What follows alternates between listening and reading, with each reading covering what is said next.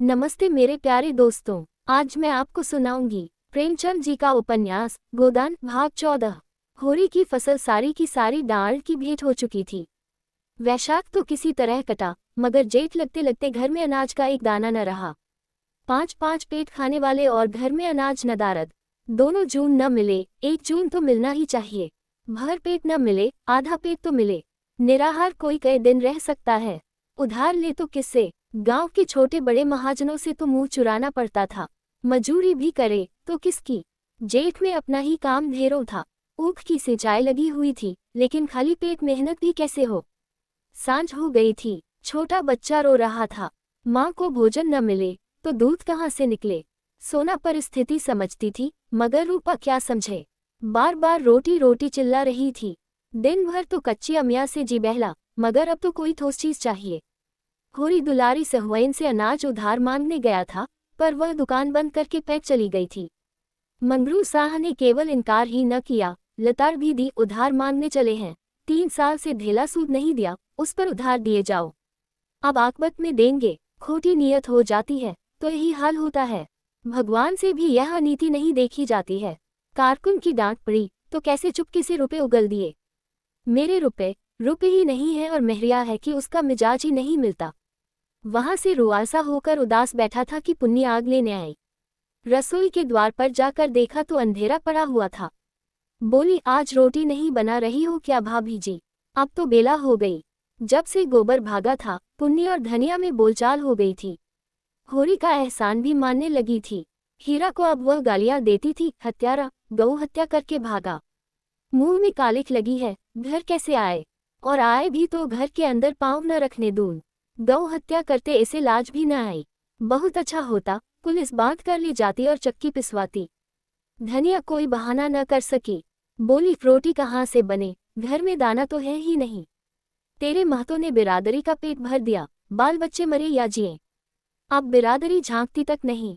पुनिया की फसल अच्छी हुई थी, और वह स्वीकार करती थी कि यह होरी का पुरुषार्थ है। हीरा के साथ कभी इतनी बरकत न हुई थी। बोली, अनाज मेरे घर से क्यों नहीं मंगवा लिया? वह भी तो महतो ही की कमाई है कि किसी और की। सुख के दिन आए तो लड़ लेना, दुख तो साथ रोने ही से कटता है। मैं क्या ऐसी अंधी हूं कि आदमी का दिल नहीं पहचानती? महतो ने न संभाला होता तो आज मुझे कहाँ शरण मिलती। वह उल्टे पांव लौटी और सोना को भी साथ लेती गई। एक क्षण में 2 डल्ले अनाज से भरे लाकर आंगन में रख दिए। 2 मन से कम जो न था। धनिया अभी कुछ कहने न पाई थी कि वह फिर चल दी और एक क्षण में एक बड़ी सी टोकरी अरहर की दाल से भरी हुई लाकर रख दी और बोली, चलो मैं आग जलाए देती हूँ। धनिया ने देखा तो जौ के ऊपर एक छोटी सी डलिया में 4-5 सेर आटा भी था। आज जीवन में पहली बार वह परास्त हुई। आंखों में प्रेम और कृतज्ञता की मोती भर कर बोली, सबका सब उठा लाई कि घर में कुछ छोड़ा कहीं भागा जाता था। आंगन में बच्चा खटोले पर पड़ा रो रहा था। पुनिया उसे गोद में लेकर दुलारती हुई बोली, तुम्हारी दया से अभी बहुत है भाभी जी। 15 मन तो जौ हुआ है और 10 मन गेहूं, 5 मन मटर हुआ, तुमसे क्या छिपाना है। दोनों घरों का काम चल जाएगा। 2-3 महीने में फिर मकई हो जाएगी।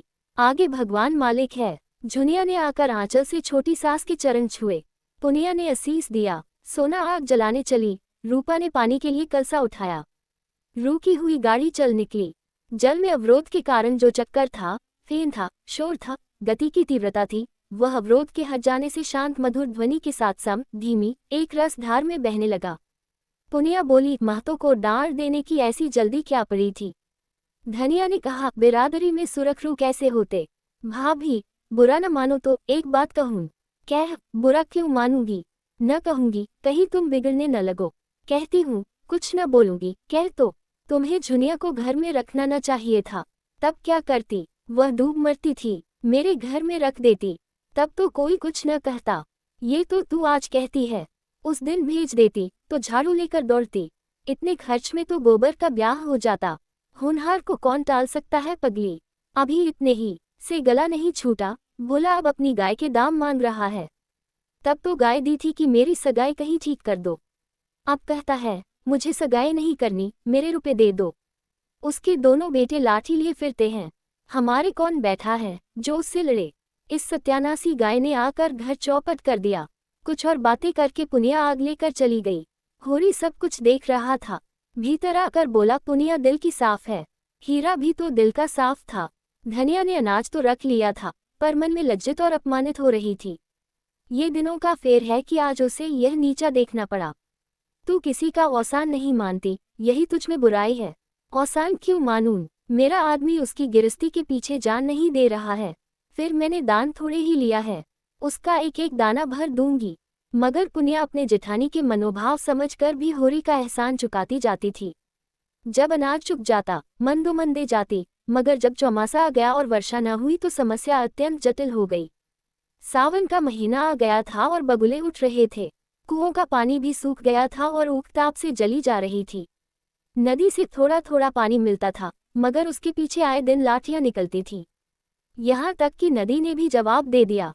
जगह जगह चोरियां होने लगी, डाके पड़ने लगे। सारे प्रांत में हाहाकार मच गया।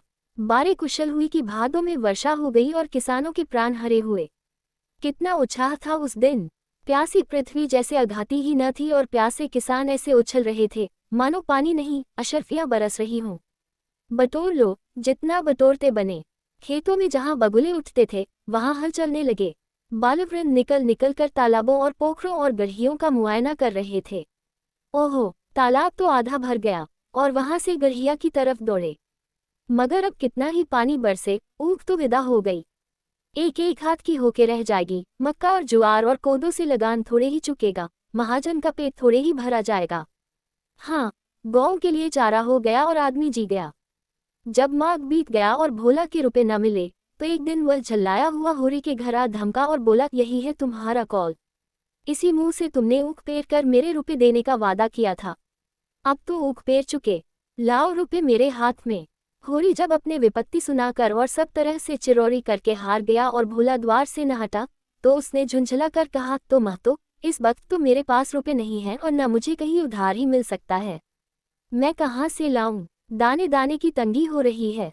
विश्वास न हो, घर में आकर देख लो, जो कुछ मिले उठा ले जाओ। भोला ने निर्मम भाव से कहा, मैं तुम्हारे घर में क्यों तलाशी लेने जाऊं और न मुझे इससे मतलब है कि तुम्हारे पास रुपए हैं या नहीं। तुमने ऊख पेर कर रुपए देने को कहा था। ऊख पेर चुके, अब रुपए मेरे हवाले करो।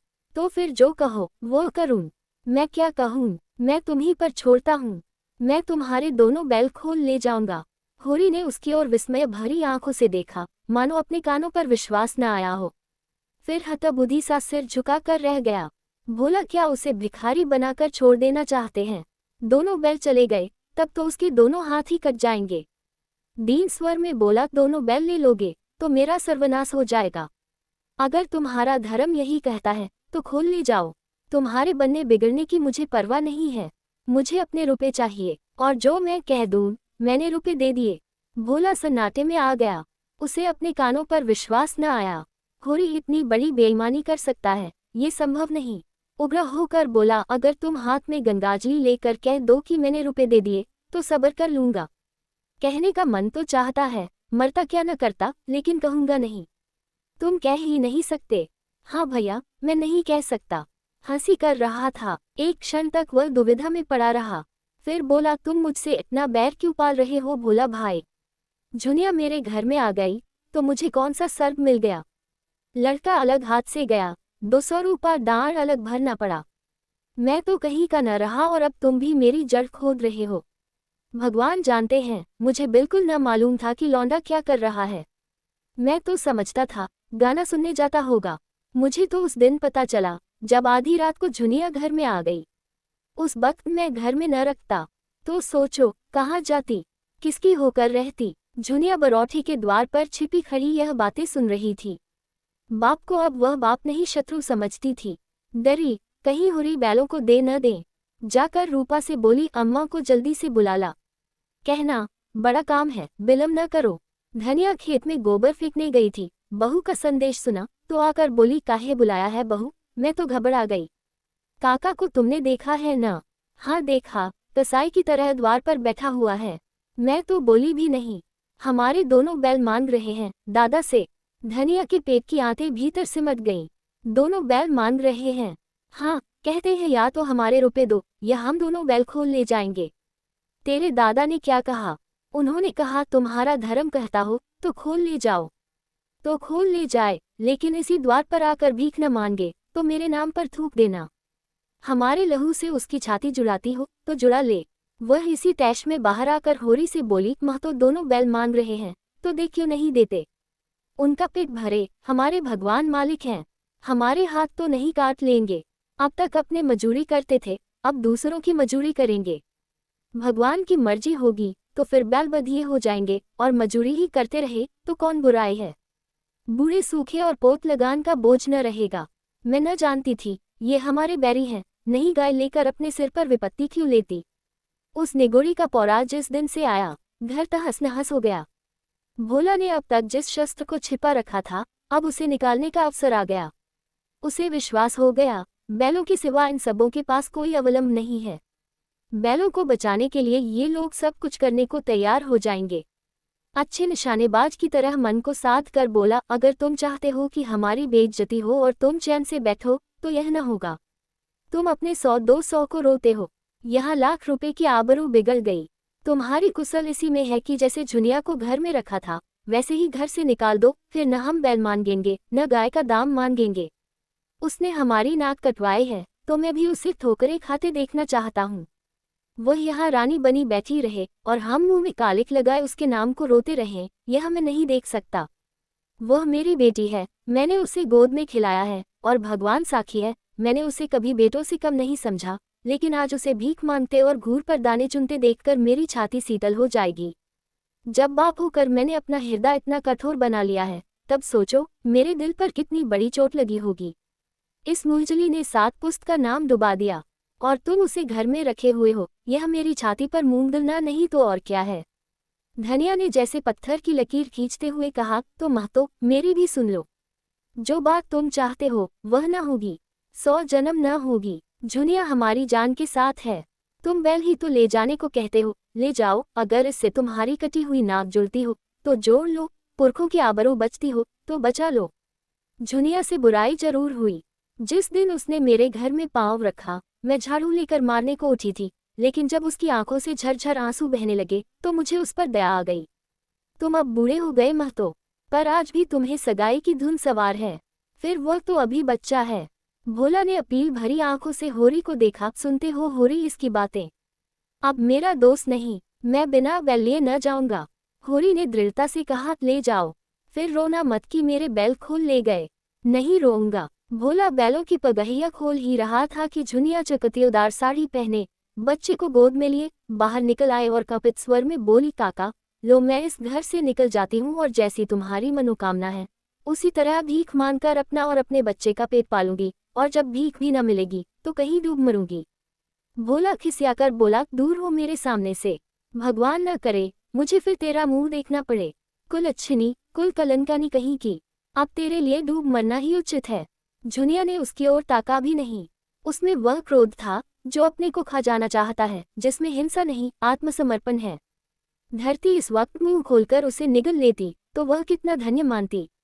उसने आगे कदम उठाया, लेकिन वह 2 कदम भी न गई थी कि धनिया ने दौड़कर उसे पकड़ लिया और हिंसा भरे स्नेह से बोली, तू कहाँ जाती है बहू, चल घर में, ये तेरा घर है, हमारे जीते भी और हमारे मरने के पीछे भी।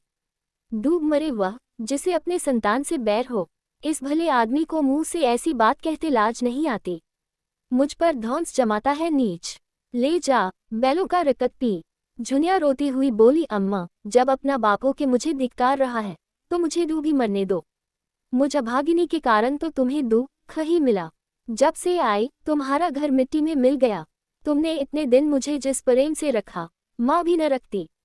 भगवान मुझे फिर जन्म दे तो तुम्हारी कोख से दे, यही मेरी अभिलाषा है। धनिया उसको अपनी ओर खींचती हुई बोली, ये तेरा बाप नहीं है, तेरा बैरी है, हत्यारा। माँ होती तो अलबत्ते उसे कलंक होता। ला सगाए महरिया जूतों से न पीटे तो कहना। झुनिया सास के पीछे पीछे घर में चली गई। उधर भोला ने जाकर दोनों बैलों को खूंटों से खोला और हाँकता हुआ घर चला, जैसे किसी नेवते में जाकर पूरियों के बदले जूते पड़े हों। अब करो खेती और बजाओ बंसी, मेरा अपमान करना चाहते हैं सब, न जाने कब का बैर निकाल रहे हैं। नहीं, ऐसी लड़की को कौन भला आदमी अपने घर में रखेगा। सब के सब बेशरम हो गए हैं। लौंडे का कहीं ब्याह न होता था इसी से, और इस रानर झुनिया की ढिठाई देखो कि आकर मेरे सामने खड़ी हो गई। दूसरी लड़की होती तो मुंह न दिखाती। आंखों का पानी मर गया है। सबके सब दुष्ट और मूर्ख भी हैं। समझते हैं झुनिया अब हमारी हो गई। यह नहीं समझते जो अपने बाप के घर न रही वह किसी के घर नहीं रहेगी। समय खराब है, नहीं बीच बाजार में इस चुड़ैल धनिया के झूठे पकड़ कर घसीटता। मुझे कितनी गालियां देती थी। फिर उसने दोनों बैलों को देखा, कितने तैयार हैं, अच्छी जोड़ी है, जहां चाहूं 100 रुपए में बेच सकता हूं, मेरे 80 रुपए खरे हो जाएंगे। अभी वह गांव के बाहर भी न निकला था कि पीछे से दातादीन, पटेश्वरी, शोभा और 10-20 आदमी और दौड़ाते दिखाई दिए। भोला का लहू सर्द हो गया। अब फौजदारी हुई, बैल भी छिन जाएंगे, मार भी पड़ेगी। वह रुक गया कमर कसकर। मरना ही है तो लड़ कर मरेगा। दातादीन ने समीप आकर कहा, ये तुमने क्या अनर्थ किया भोला? उसके बैल खोल लाए। वह कुछ बोला नहीं, इसी से शेर हो गए। सब लोग अपने अपने काम में लगे थे, किसी को खबर भी न हुई। होरी ने जरा सा इशारा कर दिया होता तो तुम्हारा एक एक बाल नुच जाता। भला चाहते हो तो ले चलो बैल, जरा भी भलमनसी नहीं है तुम में। पटेश्वरी बोले, यह उसके सीधेपन का फल है। तुम्हारे रुपए उस पर आते हैं तो जाकर दीवानी में दावा करो, डिग्री कराओ। बैल खोल लाने का तुम्हें क्या अख्तियार है? अभी फौजदारी में दावा कर दे तो बंधे बंधे फिरो। भोला ने दबकर कहा, तो लाला साहब हम कुछ जबरदस्ती थोड़े ही खोल लाए, होरी ने खुद दिए। पटेश्वरी ने भोला से कहा, तुम बैलों को लौटा दो भोला। किसान अपने बैल खुशी से देगा कि इन्हें हल में जोतेगा। भोला बैलों के सामने खड़ा हो गया, हमारे रुपए दिलवा दो, हमें बैलों को लेकर क्या करना है? हम बैल लिए जाते हैं, अपने रुपए के लिए दावा करो और नहीं तो मारकर गिरा दिए जाओगे। रुपए दिए थे नगद तुमने, एक कुलच्छनी गाय बेचारे के सिर मर दी और अब उसके बैल खोले लिए जाते हो। भोला बैलों के सामने से न हटा, खड़ा रहा गुमसुम, दृढ़, मानो मरकर ही हटेगा। पटवारी से दलील करके वह कैसे पेश पाता? दातादी ने एक कदम आगे बढ़ाकर अपने झुकी कमर को सीधा करके ललकारा, तुम सब खड़े ताकते क्या हो, मार के भगा दो इसको, हमारे गांव से बैल खोल ले जाएगा। बंशी बलिष्ठ युवक था, उसने भोला को जोर से धक्का दिया। भोला संभल न सका, गिर पड़ा। उठना चाहता था कि बंशी ने फिर एक घूंसा दिया। होरी दौड़ता हुआ आ रहा था। भोला ने उसकी ओर 10 कदम बढ़कर पूछा, ईमान से कहना होरी महतो, मैंने बैल जबरदस्ती खोल लिए। दातादी ने इसका भावार्थ किया, ये कहते हैं कि होरी ने अपनी खुशी से बैल मुझे दे दिए, हम ही को उल्लू बनाते हैं। होरी ने सकुचाते हुए कहा, यह मुझसे कहने लगी या तो झुनिया को घर से निकाल दो या मेरे रुपए दो, नहीं तो मैं बैल खोल ले जाऊंगा। मैंने कहा, मैं बहू को तो न निकालूंगा, न मेरे पास रुपए हैं, अगर तुम्हारा धर्म कहे तो बैल खोल लो। बस मैंने इनके धर्म पर छोड़ दिया और इन्होंने बैल खोल लिए। पटेश्वरी ने मुंह लटका कर कहा, जब तुमने धर्म पर छोड़ दिया तब काहे की जबरदस्ती? उसके धर्म ने कहा, लिए जाता है, जाओ भैया, बैल तुम्हारे हैं। दातादी ने समर्थन किया, हाँ जब धर्म की बात आ गई तो कोई क्या कहे। सब के सब होरी को तिरस्कार की आंखों से देखते परास्त होकर लौट पड़े और विजयी भोला शान से गर्दन उठाए बैलों को ले चला। दोस्तों, यहाँ पर गोदान का भाग 14 समाप्त होता है। गोदान भाग 15 सुनने के लिए डिस्क्रिप्शन में दिए गए लिंक पर क्लिक करें या फिर गोदान प्लेलिस्ट में जाकर आप गोदान के सारे पार्ट सुन सकते हैं। धन्यवाद दोस्तों, वीडियो को लाइक करें और अपनी राय कमेंट बॉक्स में ज़रूर दें और हाँ, चैनल को सब्सक्राइब भी कर लें ताकि आपको हमारे सारे अपडेट्स मिलते रहें।